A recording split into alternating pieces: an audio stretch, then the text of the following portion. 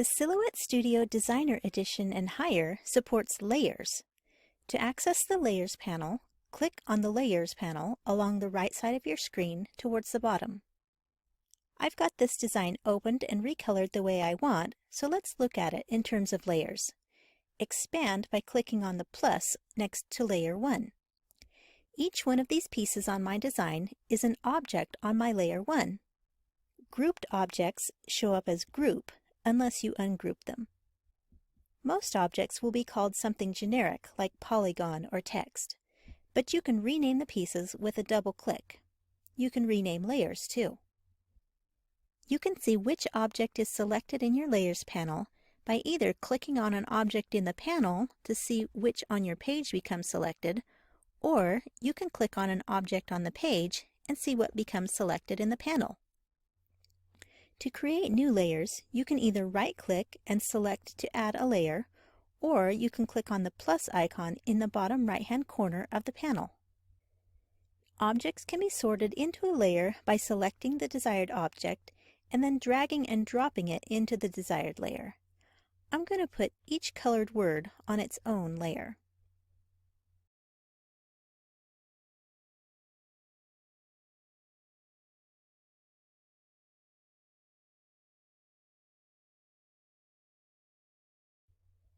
There are two icon options next to each layer, an eye and a lock symbol, which you'll see if you click in the box.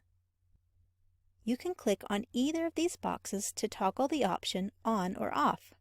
The eye icon will toggle the layer from being viewable or invisible.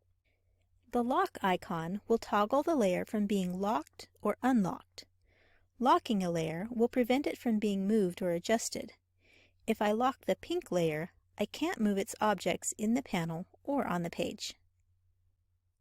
Be aware that if you make a layer invisible on your work page, it will still cut unless you turn it off in the Send panel. Now let's talk about Cut by Layer. Once you have your layers the way you want, you can go to the Send panel to cut your document according to the layers. We want to choose Action by Layer, and you'll see that those layers we renamed are all there. You can select the material type and blade if necessary for each layer by clicking on the appropriate selection.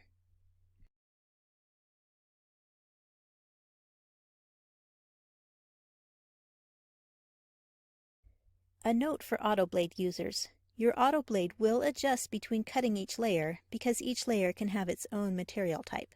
That's normal. Now you have a couple of choices for actually cutting. If you want to turn a layer off so it doesn't cut at all, you can uncheck the box to the left of the layer name, and you'll see those bold Cut Preview lines turn off. This way lets you cut one material at a time, only checking the box for the layer you want to cut at that moment. Or, as another choice, you can leave all the boxes checked and have the silhouette pause between layers. Right-click on the layer and choose Add Pause. This will add a pause after the selected material, so the silhouette pauses before going on to the next layer. You'll be able to unload, switch materials, and reload before clicking Resume to move on to the next layer. The silhouette will cut in order from top down. One reason you might choose to cut this way in layers is if you don't want to move those designs around on the work page when everything is in place. I've set everything up from the beginning so the cutting part is easy. In this example, I can trim each piece of vinyl color to the same size, and they'll be really easy to line up when adding the cut designs to my transfer tape, one layer at a time. Then I can apply it all at once to my surface.